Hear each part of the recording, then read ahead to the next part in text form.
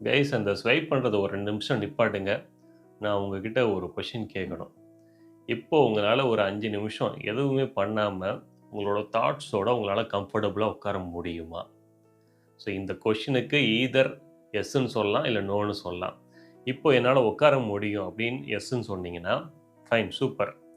இல்ல என்னால உட்கார முடியாது, நோன்னு சொன்னீங்க அப்படின்னா, இதுக்கு என்ன அர்த்தம் அப்படின்னா, உங்கள இம்ப்ரூவ் பண்ணிக்கிறதுக்கு நீங்க உட்காரணும். நீங்க உட்கார்ந்து உங்கள இம்ப்ரூவ் பண்ணணும் அப்படிங்கிறது அர்த்தம். ஸோ இதில நல்லா கவனிச்சீங்க அப்படின்னா, ஒரு 5 நிமிஷம் நம்மளோட உட்காரும்போது, நம்மளுடைய தாட்ஸ்லாம் கொஞ்சம் கொஞ்சமா உள்ள புதைஞ்சு கிடந்ததெல்லாம் சர்ஃபேஸ் ஆக ஆரம்பிக்கும். அதில நம்ம என்ன யோசிப்போம், என்னடா இப்படிலாம் நமக்கு தாட்ஸ் வருதேன்னு நெனச்சுட்டு, ஒரு பயம் நமக்கு வர ஆரம்பிக்கும். ஸோ அந்த பயத்த நம்ம அவாய்ட் பண்றதுக்கு அந்த இடத்துலருந்து நம்ம எந்திரிச்சு போயிருவோம். அடுத்த வேலைய நம்ம பார்க்க ஆரம்பிச்சுருவோம். ஸோ இதான் நம்ம ரெகுலரா பண்ணிக்கிட்டு இருக்கோம். ஸோ அந்த பயத்தோட உட்காந்து, என்னடா தாட்ஸ் வருது? என்னடா வந்துரும்? இப்படி என்னடா தாட்ஸ் வந்துரும்? அப்படின்ற ஒரு தைரியத்தோட உட்கார்ந்தோம் அப்படின்னா, அந்த டைம் தான் ஒரு நல்ல நல்ல தாட்ஸ்லாம் கொஞ்சம் கொஞ்சமா வர ஆரம்பிக்கும். இப்ப பார்த்தீங்கன்னா, அந்த ஃபியர கிரியேட் பண்றதும் அதே தாட் தான்.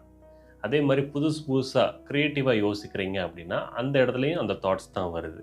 அதே மாதிரி ஃபியூச்சரிஸ்டிக்கா நல்ல விஷனரியா யோசிக்கிறீங்க அப்படின்னா, அந்த இடத்துலயும் அந்த தாட்ஸ் தான் வருது. 2 விஷயத்தையும் கிரியேட் பண்றது இந்த தாட்ஸ் தான். ஸோ ஏன் இதெல்லாம் நான் சொல்றேன் அப்படின்னா, நம்முடைய தாட்ஸ் ரிஃபைன்டா இருக்கும்போது, நம்மளுடைய பெர்சனாலிட்டியுமே ஒரு யூனிக்கான ஒரு பெர்சனா நம்ம வெளிய தெரிவோம்.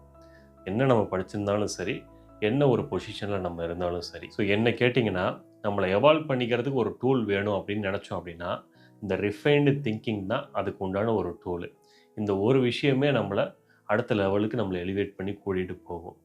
So thank you. இத இன்னொரு டைம் வேணும்னா போட்டு பாருங்க.